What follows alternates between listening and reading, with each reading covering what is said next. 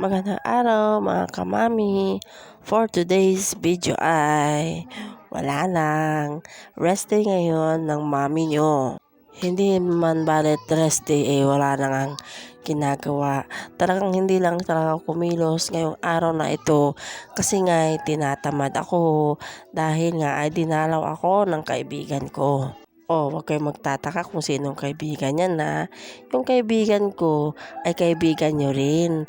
Lahat ng babae, kaibigan yan. Alam nyo na kapag dinadalaw tayo ng kaibigan natin, medyo tinatamad tayo at ayaw gumalaw.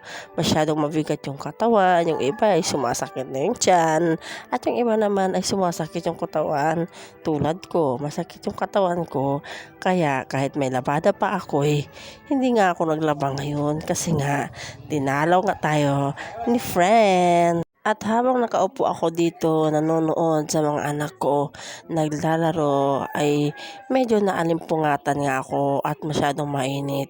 Kaya nagpabili na ako sa aking pamangkin ng juice na 24/7 at saka ice na rin kasi nga magpapalamig tayo dahil sa sobrang init ng araw. At inutusan ko na nga si ate maghugas ng pitcher dahil dumating na yung juice. Titimplahin na natin. Inuna ko na nga nilagyan ng konting tubig yung aking pitcher. At saka ko ibinuhos yung juice para matunaw siya ng maigi.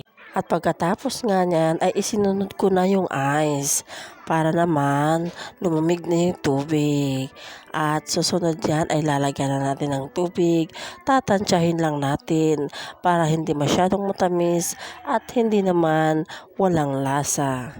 At nang matansya ko na nga ang tubig ay ayan, hinalo-halo ko na. Medyo nahirapan nga ako sa paghalo dyan. Kasi nga, yung kutsara, hindi naman kutsara. Kung hindi yung ginagamit na pang prito. Kaya medyo nainis na ako pinalitan ko na. Kumuha na ako na bagong hugas na kutsara. At habang naghahalo pa nga ako dyan ay aking mga anak ay hindi na makapaghintay. Kasi nga ay gusto nang uminom ng juice dahil sa sobrang init ng araw ngayon. Hay, tagos hanggang laman yung init sobra. At ang sabi ko nga ay nariyan na, tinakpan ko na yung juice at dinala ko na papunta doon sa kanila. Ay pagka-happy-happy ng aking mga anak ay kasi nga kahit papaano ay maiibsan ang init ng kanilang mga katawan. At ayan na nga, umupo na lamang kami sa lapag. Tapos dito sa tabi ng pintuan dahil nga sa pintuan ay pumapasok yung preskong hangin at para naman hindi kayo masyadong mainitan. At ayan, sinalinan ko na sila sa baso at nang makainom na rin yung aking mga junakis. At nang ako'y makainom, ay nako, pagkasarap sa pakiramdam.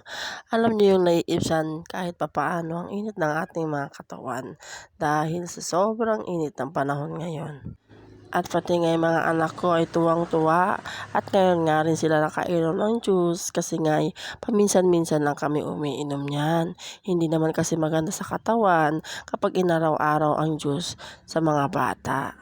Abay mahirap na pag nagkasakit, masyadong mahal na ngayon, bigas ngayon nagmahal, ang ospital pa kaya. Hanggang dito na lamang po, maraming salamat sa panonood. Paki-like, share, and follow na rin po. Maraming salamat.